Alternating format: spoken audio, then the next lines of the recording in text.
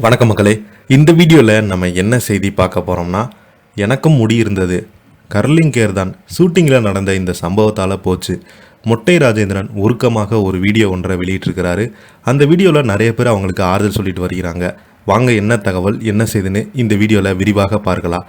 அதுக்கு முன்னாடி முதன்முறையாக நம்ம சேனலை ஃபஸ்ட் டைம் பார்க்குறீங்கன்னா சப்ஸ்கிரைப் பண்ணாதவங்கள சப்ஸ்கிரைப் பண்ணிக்கோங்க.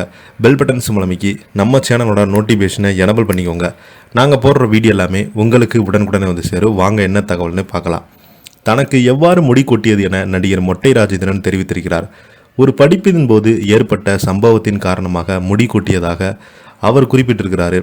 நடிகர் ராஜேந்திரன் தனக்கு முடி கொட்டிய சம்பவத்தை உருக்கமான நினைவுகளாக கூர்ந்திருக்கிறாரு. பிரபல யூடியூப் சேனலுக்கு அளித்த ஒரு நேர்காணலில் இந்த தகவலை அவர் தெரிவித்திருக்கிறாரு மொட்டை ராஜேந்திரன் அவர்கள். தமிழ் சினிமாவில் ரசிகர்களுக்கு ராஜேந்திரன் என்று கூறுவதை விட மொட்டை ராஜேந்திரன் என்று கூறினால்தான் எளிதாக புரிந்துவிடும். பாலா இயக்கத்தில் ஆர்யா நடிப்பில் வெளியான நான் கடவுள் திரைப்படத்தில் வில்லனாக மிரட்டியிருப்பார். ஆனால் அதற்கு முன்பு ஏராளமான திரைப்படங்களில் சண்டை பயிற்சியாளராக மொட்டை ராஜேந்திரன் பணியாற்றியிருக்கிறார். அதன் பின்பு இவர் நடித்த நான் கடவுள் திரைப்படம் இவருக்கு ஒரு நல்ல வரவேற்பை பெற்றுக் கொடுத்தது. இதன் பின்பு தொடர்ச்சியாக பல திரைப்படங்களில் வில்லனாக நடித்திருந்தார். பாஸ் என்கிற பாஸ்கரன் திரைப்படத்தில் இவர் நடித்த காமெடி கதாபாத்திரம் பார்வையாளர்கள் மத்தியில் மிகப்பெரிய ஒரு கவர்ந்தது.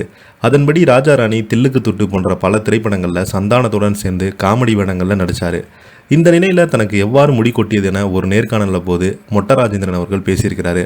அதில் இதற்கு முன்பாக எனக்கு நிறைய கர்லிங் கேர் இருந்தது. ஒரு திரைப்படத்தின் படப்பிடிப்புக்காக கேரள மாநிலம் வயநாட்டுக்கு சென்றபோது அப்போது சுமார் 10 அடி உயரத்திலிருந்து தண்ணீரில் குதிப்பதை போன்ற காட்சி படமாக்கப்பட்டது.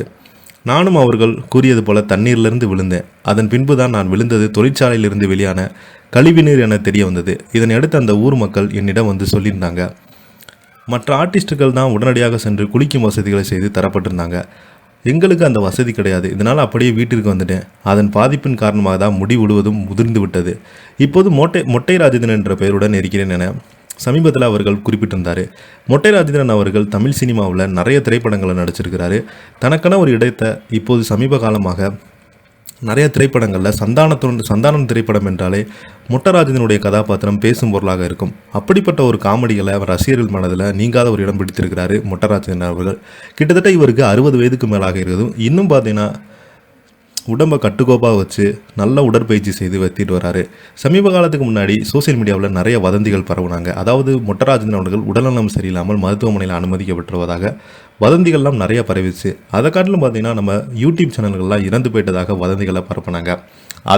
அதற்கும் பதிலடி கொடுத்துருக்கிறாரு மொட்டை ராஜேந்திரன் அவர்கள். இதை பற்றி நீங்கள் என்ன கீழே உள்ள கமெண்ட் பாக்ஸில் மறக்காமல் பதிவிடுங்க. இந்த வீடியோ பிடிச்சிருந்தால் லைக் பண்ணுங்கள், ஷேர் பண்ணுங்கள், கமெண்ட் பண்ணுங்கள். நன்றி, வணக்கம்.